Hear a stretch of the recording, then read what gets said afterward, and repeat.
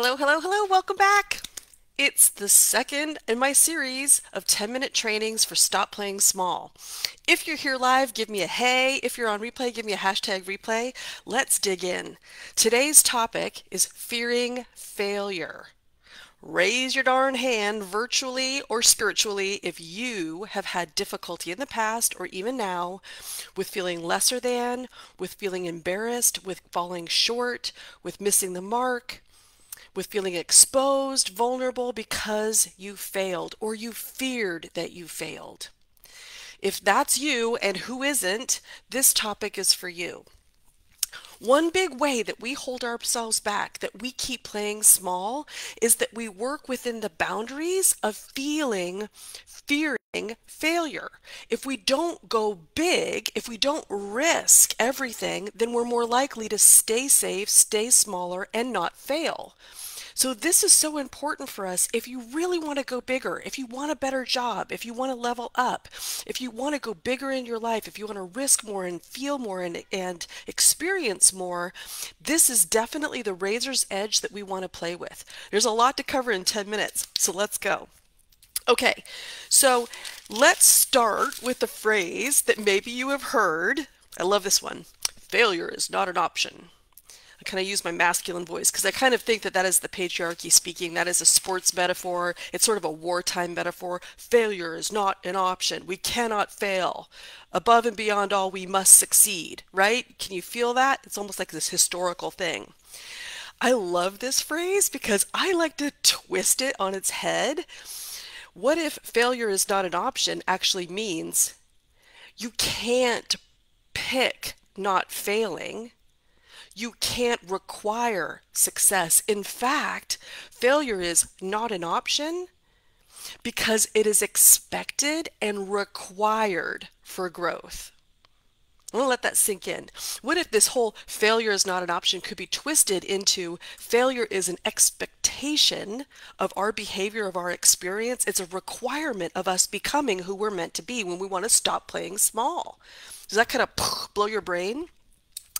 If you're really hard on yourself, if you have been socialized, and continue to operate within the parameters of wanting to succeed, wanting to do right, wanting to get the A, wanting to be the A-lister, wanting to be getting the gold star, wanting to always be number one, wanting to compete, likely failure will trigger a lot for you. You will be hard on yourself if you feel like you missed the mark. Say I if that's you.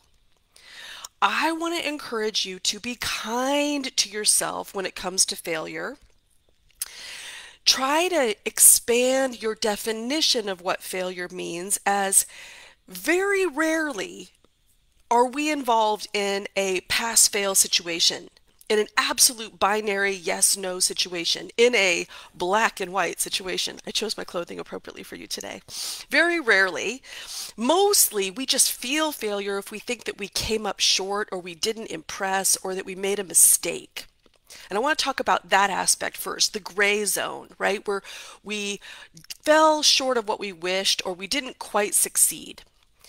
If you're in that not absolute failure, there is no ruler for how to measure what you did. Maybe you have high expectations, but there is no absolute measurement for passing or failing or for accomplishing. You might just need to loosen the bonds of expectation that you get it right every single time. So if that's you, your hack, your practice, your lesson is to allow the process.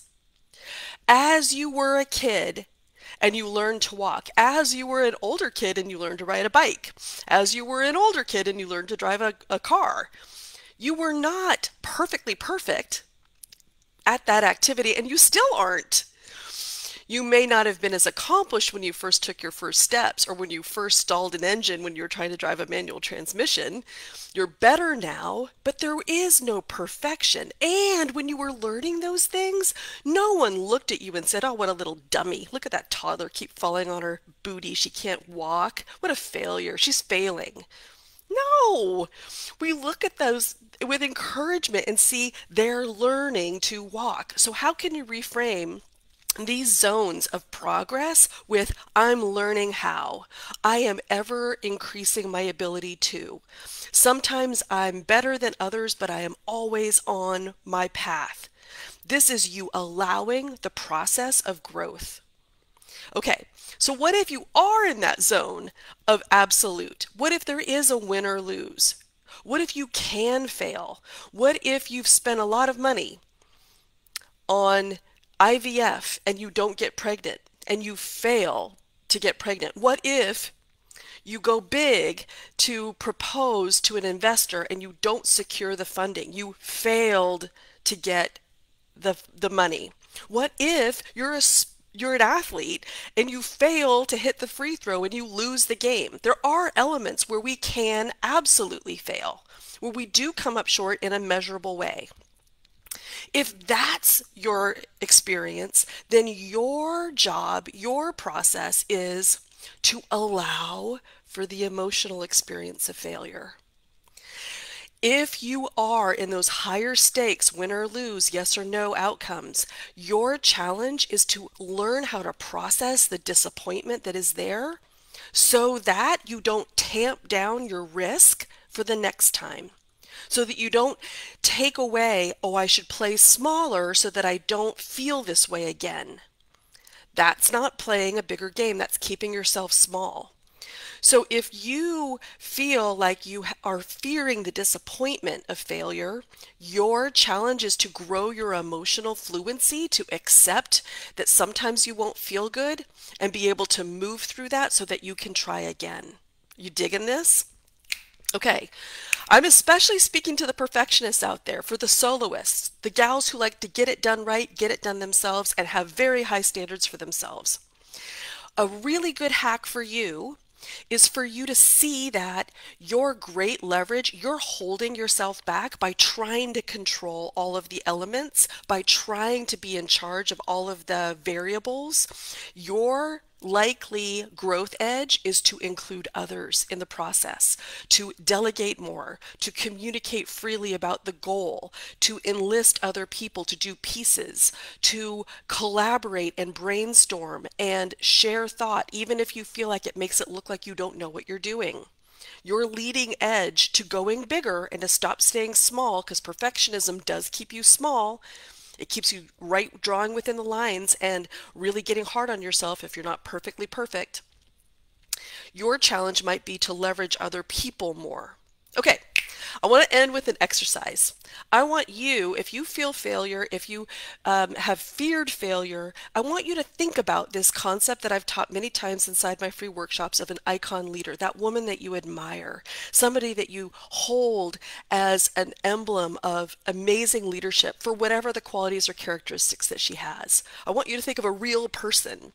And I'm going to share one with you. I'm going to share you with one of my many icon leaders that I think of is Sarah Blakely, the entrepreneur who started an amazing industry and became a billionaire. She is the founder of the underwear company Spanx. Have you heard of her?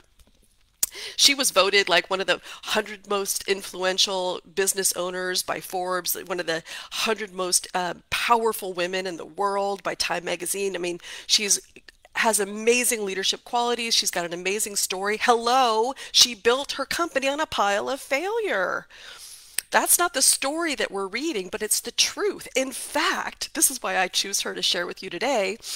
She was brought up in a household where her father would, at the evening dinner table, start a discussion based on how much did you fail today, you and your brother, as a goal.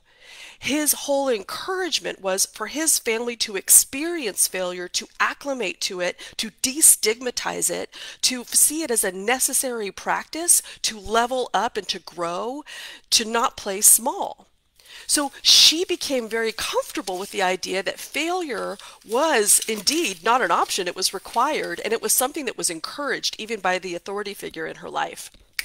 Okay, if This triggers discomfort. If you're feeling resistance, if you're feeling full of, yeah, but if you really still reject the idea of failure, I just want to say this is your edge because it's keeping you small. It's keeping you tight. It's keeping you drawing within the lines. It's keeping you not risking, not going big, and trying not to fail. Instead, you're going to want to lean into feeling fluency, the ability to feel the whole range of experience, even when you fall on your face, and be self-confident enough to have your own back when you do fall short of your expectations, to have the skill to focus on the positive aspects that are available to you when you're attempting and when you're recovering from a big fail. It is developing resilience so that you can continue to double dare yourself to do the big things. So I'm saying, I'm not asking you to hack your fear of failure into action by trying to be perfectly perfect even more. I'm I'm saying don't worry about not triggering failure and the fear. I'm saying come from the deep self-belief and the resilience and the strong sense inside that no matter what, you are okay. If you need help with this, stay tuned. I'm going to be encouraging you to join me in my Completely Confident Leadership course where we attack all of these things and more. I want to encourage you to listen to this once to get the lessons and twice to tell me what's the most important lesson you're taking away. Please post in the comments below and we'll see you tomorrow for more.